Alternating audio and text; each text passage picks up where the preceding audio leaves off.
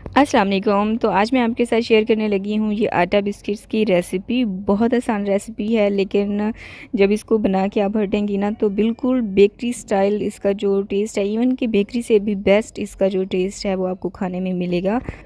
और इसको हम बनाएंगे विदाउट ओवन। यहीं से आपको अंदाज़ा हो गया होगा कि बिस्किट्स दिखने में कितने परफेक्ट लग रहे हैं, कहीं से लग ही नहीं रहा कि इसको हम विदाउट ओवन बनाएंगे।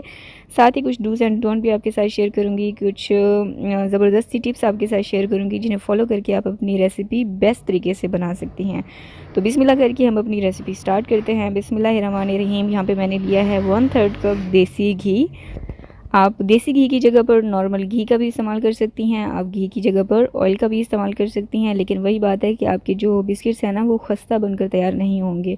और 1/3 कप मैंने यहाँ पर इस्तेमाल की है शुगर पाउडर, यानी चीनी का पाउडर। नॉर्मल आप घर पे इसको बना लीजिएगा। और इसको जो है हम अच्छे से मिक्स करेंगे, इतना मिक्स करेंगे कि ये अपनी क्वांटिटी से डबल हो जाए। और यहाँ पर मैं हैंड विस्कर का इस्तेमाल कर रही हूँ। मेरे पास हैंड बीटर भी है, लेकिन जिनके पास हैंड बीटर नहीं होता वो किस तरह से इजीली रेसिपी को फॉलो कर सकती हैं, इसलिए मैं आज हैंड विस्कर का इस्तेमाल कर रही हूँ। इसको बीट करने में आपको 10 से 15 मिनट लग सकते हैं। मुझे 10 से 15 मिनट लग गए थे, लेकिन इसका ये होता है कि बाजू में आपका शदीद दर्द करने लग जाती है, लेकिन रेसिपी आपकी परफेक्ट बनकर तैयार होगी। थोड़ा मेहनत ज़्यादा होती है। तो यहाँ पर चीनी और घी को मैंने अच्छे से मिक्स कर लिया है, ये अपनी क्वांटिटी से डबल हो गई है।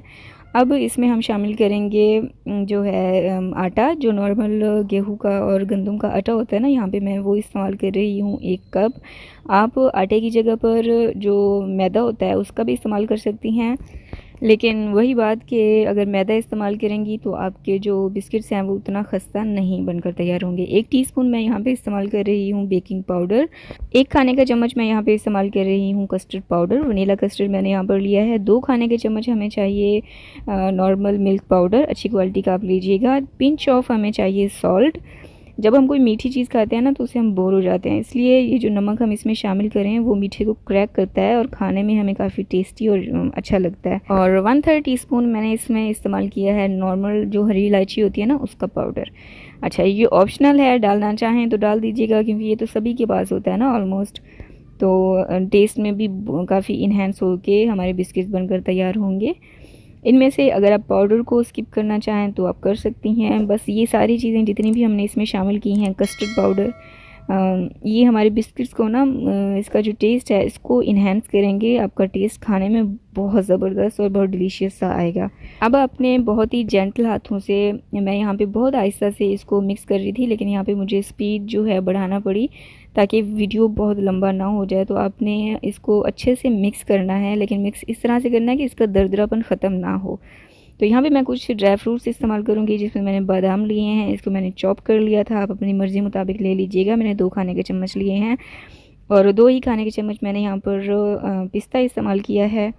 ये जो फ्रूट्स, ड्राई फ्रूट्स मैंने इसमें शामिल किए हैं, ये ऑप्शनल हैं। आपके पास काजू हों, जितने भी फ्रूट्स हों आप इसमें शामिल कर सकती हैं।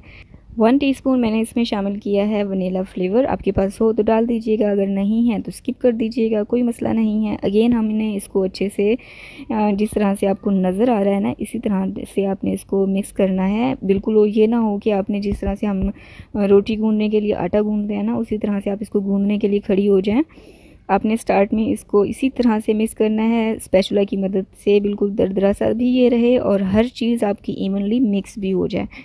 तो यहाँ पर मैंने जितना स्पैचुला की मदद से इसको मिक्स करना था कर लिया है। अब मैं इसका जो है हाथों का इस्तेमाल करूँगी।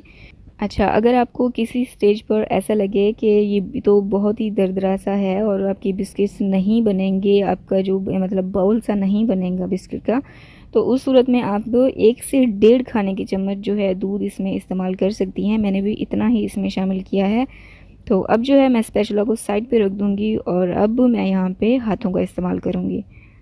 तो हाथों से भी आपने बहुत ही स्लाइटली आपने इसको जो है इस तरह से गूंदना है। पिंच ऑफ मैं यहाँ पर इसमें शामिल कर रही हूँ फूड कलर, ऑप्शनल है, लेकिन इसमें अगर आप शामिल कर देंगी तो आपके जो बिस्किट्स हैं ना उनका कलर बहुत ज़बरदस्त सा आएगा, जिस तरह से बेकरी से हम लेते हैं ना, बिल्कुल उसी तरह से।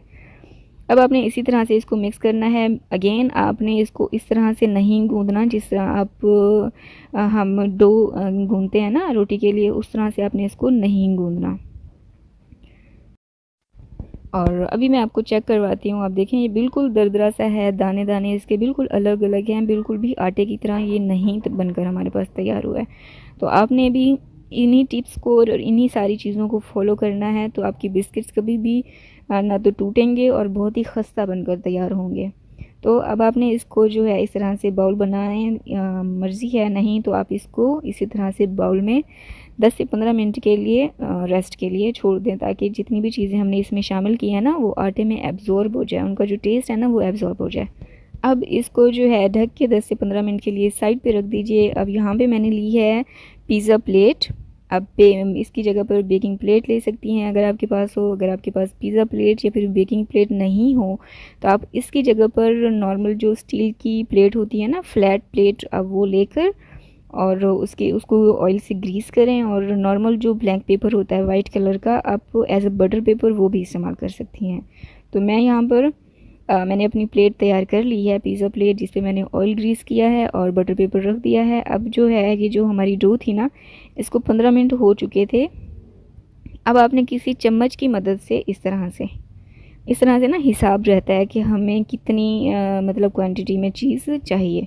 तो मैंने एक एक चम्मच मतलब सारे बिस्किट जो मैंने बनाए हैं ना वो मैंने एक चम्मच का हिसाब रखा है, और परफेक्ट आपके जो बिस्किट्स हैं ना वो बनकर तैयार होंगे। और इसी तरह से आपने सारे बिस्किट्स बना लेने हैं। इसके ऊपर थोड़ा थोड़ा जो है हमने बादाम और पिस्ता जो बचा लिया था वो रख देंगे। अच्छा, इसको आपने रखना है और इस तरह से प्रेस करना है कि आपके जो बिस्किट्स है वो क्रैक ना हो। ये जो बिस्किट का जो हमने बाउल बनाया ना ये क्रैक ना हो।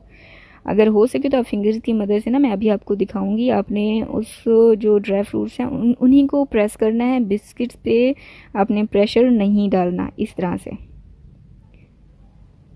इसके छोटे छोटे ग्रेन्यूल्स होते हैं ना, आपने उनको प्रेस करके उन्हें बिस्किट्स के अंदर कर देना है।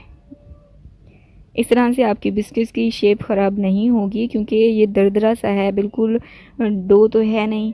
अगर आप इस पर थोड़ा सा प्रेस करेंगी ना तो ये टूट जाएगा। तो इस चीज़ का आपने ख्याल रखना है। अब इसी तरह से सारे बिस्किट्स बना लेने हैं। जितना हमने सामान तैयार किया था ना उसमें 15 से 16 बिस्किट्स आपके आराम से बनकर तैयार हो जाएंगे। दूसरी तरफ मैंने यहाँ पर कढ़ाई ली है, क्योंकि मैं बेक करते हुए आ रही हूँ, तो मैं नमक और ये जो कटोरी है ना इसको साइड पे रख देती हूँ।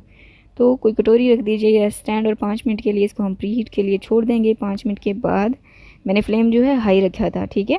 तो 5 मिनट में आपकी जो कढ़ाई है वो प्री हीट हो जाएगी। अब आपने वो जो पिज़्ज़ा प्लेट है उसको आपने इसमें ट्रांसफ़र कर देना है, और अब जो है हम अपने बिस्किट्स को बेक होने के लिए कम से कम भी आपने 35 मिनट के लिए इसको छोड़ देना है। स्टार्ट के जो 5 मिनट्स हैं आपने थोड़ा सा मीडियम टू लो फ्लेम रखना है, उसके बाद बिल्कुल लो फ्लेम पे आपने इसको पकाना है। जिस तरह हम राइस को दम पे रखते हैं ना, बिल्कुल वही फ्लेम, बल्कि उससे भी कम।